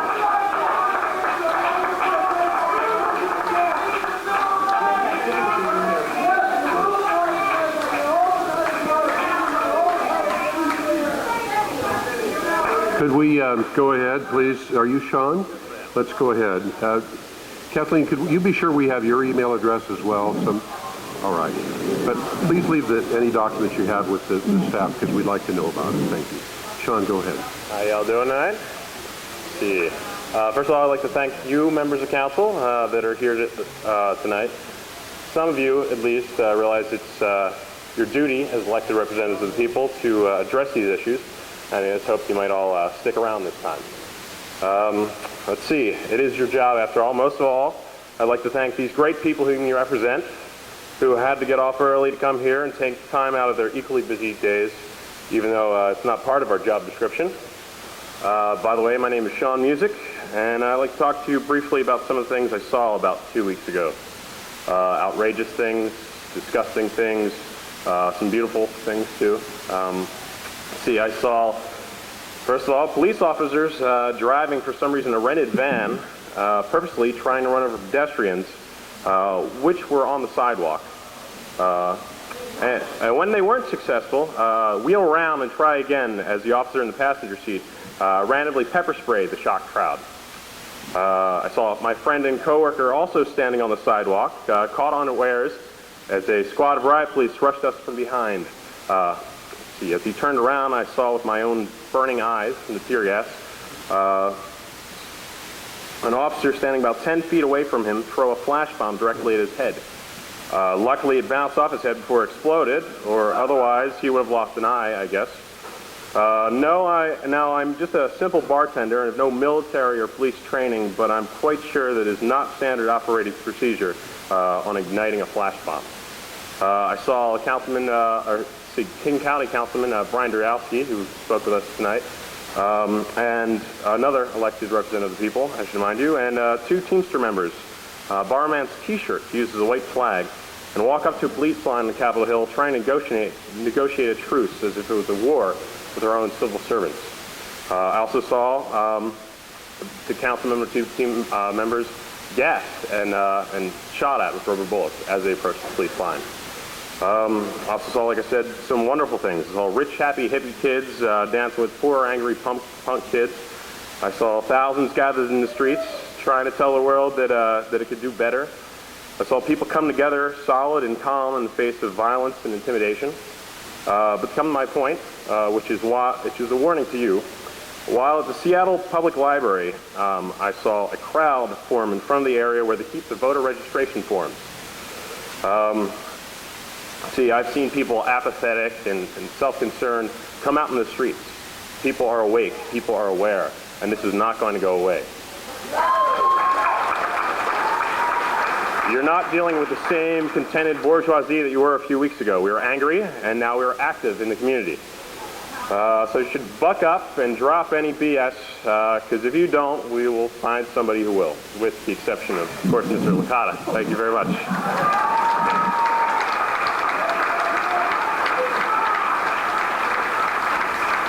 Number 89, David Pocaretta, I think. I'm sorry if I'm mispronouncing that. Then Carol Jackson. Number 90. Number 91 is Don Alexander. Is David here? No. Carol Jackson, number 90. Carol Jackson, are you coming up? Sorry, I thought that was Carol coming up. All right, Don Alexander. Number 92, Robert Chrysler Jr., or Krigler Jr., I'm sorry. Robert, come on up.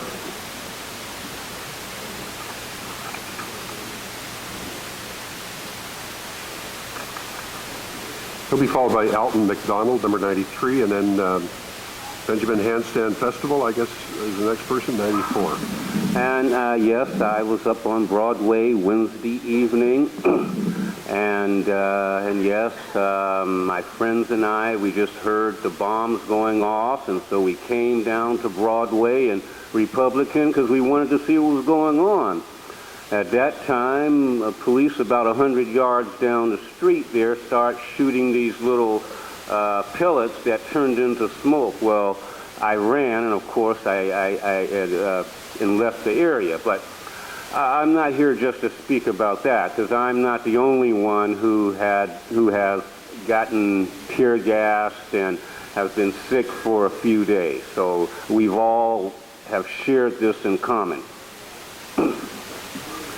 One of the major points for police accountability is not only civilian review board, but also a civilian review board who can choose the psychiatrists who analyze these people. All of the incidences that have been described by you all seem to suggest a certain amount of mental instability. And I'm not a psychiatrist, but it's just from observation. I'm here also because the Bill of Rights, the Fourth Amendment, in regard to myself, has been a problem. The Fourth Amendment states the right of the people to be secure in their persons, houses, papers, and effects against unreasonable searches and seizures shall not be violated, and no warrant shall issue but upon probable cause. Well, back in May of '99, a municipal court judge ruled that my vehicle was seized and sold as a result of an unlawful traffic stop by the Seattle Police Department. Wait. Now, in August, the judge made his order in August. This order here. It's December.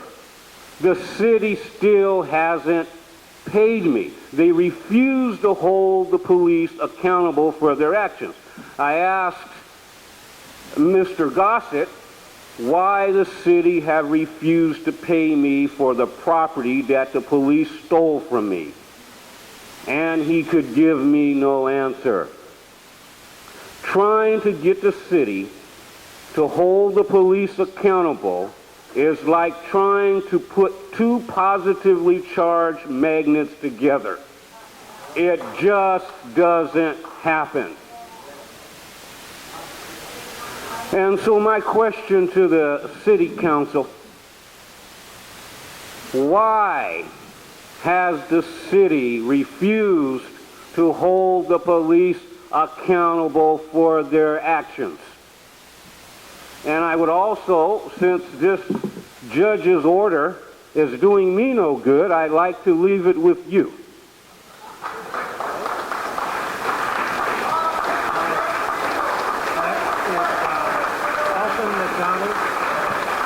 Alton McDonald, followed by Benjamin Handstand Festival. I think he spoke last time, if I remember correctly.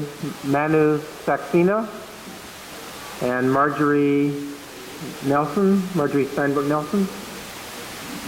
First, let me say good evening to all my brothers and sisters who are out in the audience. Thank you for coming out tonight. Give yourself a hand. And I would direct my attention to the city council members.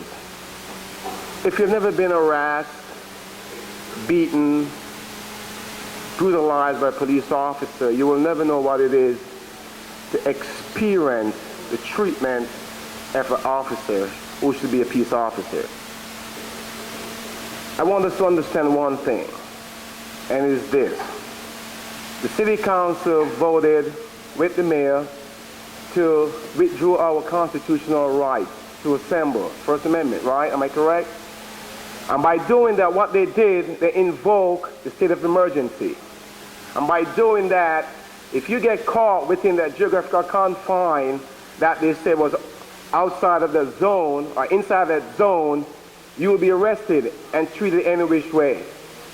Now, if it was so easy for the city council members who voted, along with the mayor, to invoke the state of emergency, to take away the citizens' right to protest, I'm saying something is wrong somewhere. The city council members, along with the mayor and the governor and the police officers, all knew that there were approximately 50 to 75,000 people who were going to be in Seattle. Am I right? They knew this. They knew it, but they didn't take any action until the last minute. And the last minute, that was to take away our constitutional right. And by doing that, they have the right to do what they did to us. And I'm saying that was wrong. That was wrong. That was wrong. I'm asking Chief Stamper resign. That is, that is, he can leave Seattle come March of 2000 and go to another city and become a police chief. We don't want the chief of police to resign. We want him to be fired. So if he's fired, he can't get a job as another chief in another city. Can't. We want the mayor also to step down, because the mayor have done wrong to the citizens of Seattle. The media have not done us justice. The media is also owned by corporate America. The media, the chief and editor of the media, what happened, these workers out here in the street, God bless them for the job that they're doing. They take back the video back to the studio, and then the chief editor said, no, not that, we don't want that, cut that out. No, not that part, cut that out. And then they edit the tape. And the truth is not given to the public. The truth is not given to the people. There's something wrong with that picture. There's something wrong with that. So I'm saying to us, We have started something. Because of WTO, we have started something that will not stop nor go away. We have started the people's revolution. The people's revolution, the people's power. We have the power.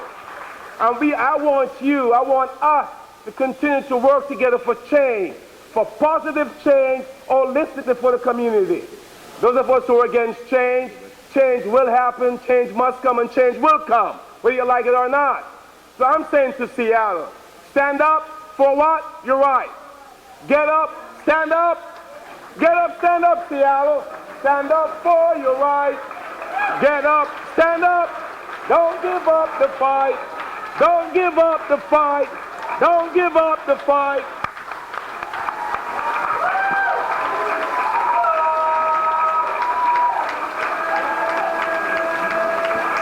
Number 95 is Manu Saxena, or Saxena, I'm not sure. Thank you. Followed by Marjorie Nelson, and then Stephen Plott, who is number 97. Hello, thank you for having this meeting. My name is Manu Saxena, and I was present during the protest as a legal observer to help protect the rights of my fellow citizens. The media keep making the claim, the misleading claim, that the police were too lenient on Tuesday, that they didn't take any action and then were forced to by the quote-unquote violent protesters. Now this claim I assert is false. I want to make it very clear to this council that the police were tear gassing people early in the morning on Tuesday, before there had been a single window broken. And I submitted a written report too. Yeah, that's the truth. The tear gassings, the ones that I saw when I myself was a victim, they took place without any warning, without any order to disperse, without any provocation. Peaceful protesters, a lot of them were just sitting on the ground. Men, women, children, elderly were gassed indiscriminately. And there was no reason. Window breaking is vandalism. It's not good, but tear gassing people is violence.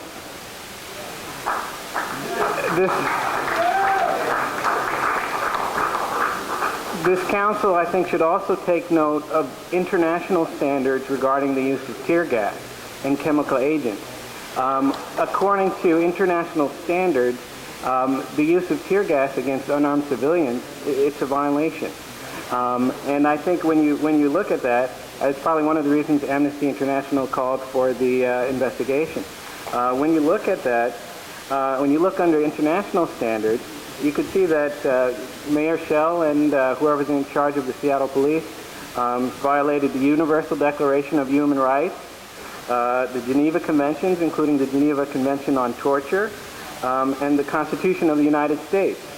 So Mayor Schell and Reichert, or whoever was responsible for the police action, should be considered war criminals and should be removed by this council on that basis.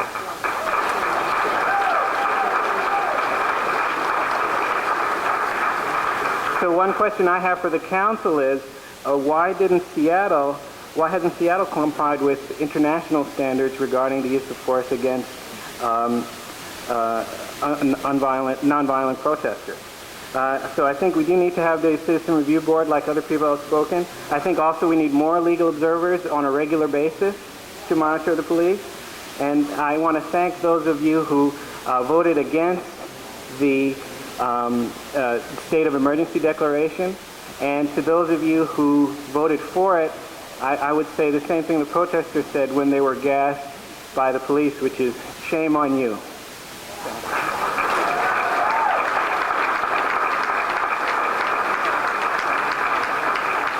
Marjorie Steinbrook Nelson. Marjorie? She's a quote-unquote little old lady who had to leave, but as you can tell, she asked me if I would read her testimony here. So, in the voice of Marjorie Steinbrook Nelson, I appreciate the opportunity of speaking to our elected city council. I'm sorry that our mayor and chief of police until March will not be attending today. In my allotted 3-minute time before you, I make only one request, a plea, and that is that all of our officialdom city, state, and federal, take it upon themselves, officially and personally, to find out just why the Seattle Police and the other law enforcement agencies acted as they did towards peaceful protesters and bystanders during the WTO event. Just what went wrong? So very wrong. The police were brutal and out of control in so many instances. They provoked and didn't protect innocent people. Where is their accountability without badges? If you didn't witness what happened to both protesters and bystanders, you must have seen by now just some of the first-hand reports from protesters and bystanders, business witnesses, and shoppers. The victims of this violence, hundreds of them, are still shocked and bewildered by our city police, and they still hurt from protest fail and getting caught in the general police melee. The city of Seattle, after all, decided to host the WTO meetings and events, and now we face, and at much expense, monetarily as well as physically, the consequences after the WTO ministers and their secret meetings have departed. So please let the police be broadly informed as to what your conclusions from these inquiries are. After all, our citizenry and their children and grandchildren must know and be educated to the civics of these events. It will educate us all to know what produces violence at public gatherings of peaceful protests. Do we believe in and practice democracy in our fair city? And to be honest, let's discuss our recent selective democracy and why the, can't read the writing here, that have allowed a state of emergency and cordon off more than 10 square blocks of private property in downtown Seattle, and that our mayor still tried to show a downtown, a business as usual place, including free tear gas and pepper spray. Let us not think about this healing business until we face the facts and determine to change our police policies and city official controls. Oh yes, once again, why didn't the police wear their badges? Why was that?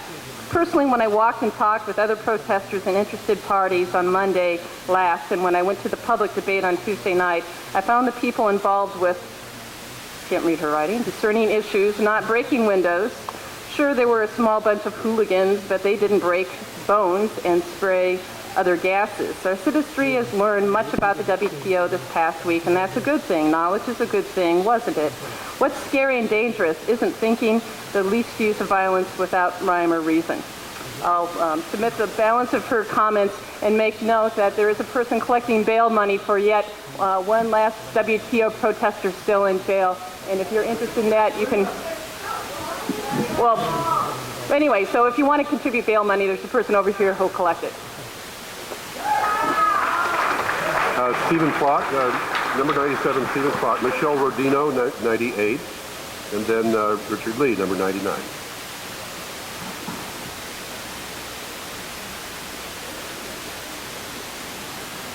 Stephen Plott. Sorry, Michelle Rodino here. Go ahead, we can come back to you. Richard Lee, there you are. I get a few extra seconds here for my video. Set it up here. These things are pretty amazing, and I'm sure you're going to brush off a lot, or I'm afraid that you will possibly brush off quite a bit of the anecdotal or direct testimony that you receive here, but video is kind of hard to argue with. And this is video that was taken at the Rah-Rah Bund-style rally at the Westlake Center, which of course was the site of hundreds of false arrests. But this Saturday was the site of a rally where King County Prosecuting Attorney Norm Mailing, Sheriff Dave Reichert, and many others joined with Hate Talk Radio, KVI, to do a rally in which Mailing and also Reichert basically said that all the police did a great job, all of them, disregarding any possibility of wrongdoing. And this is a person who, as far as I know, is named Sergeant Kruger, and he's failing to identify himself, which is the big problem. He has no badge, and he has no name on his name patch, if you can get in tight on that.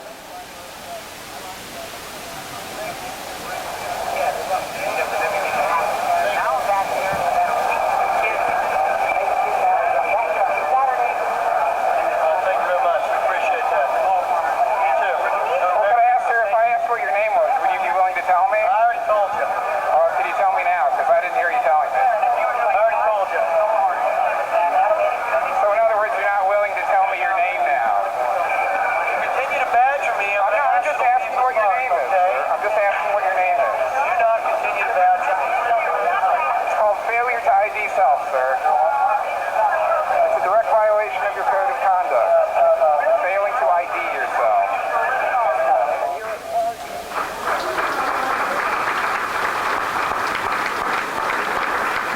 gosh, I'm down to 1 minute. Well, but you see the point, which is it's not just these robo-cops that are out there not identifying themselves.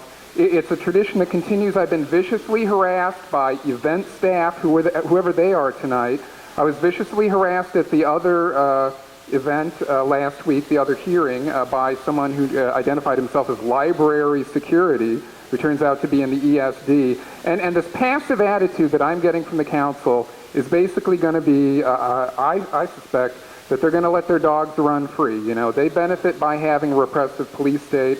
And the number one legal thing that you should confront, and you should address it this evening, and please address my question, which is, if there's no federal investigation, then there's going to be, as I understand it, no credible finding of civil rights violations. If there's no civil rights violations, and Jim Compton, you said that maybe people's civil rights were impinged in your opening statements tonight.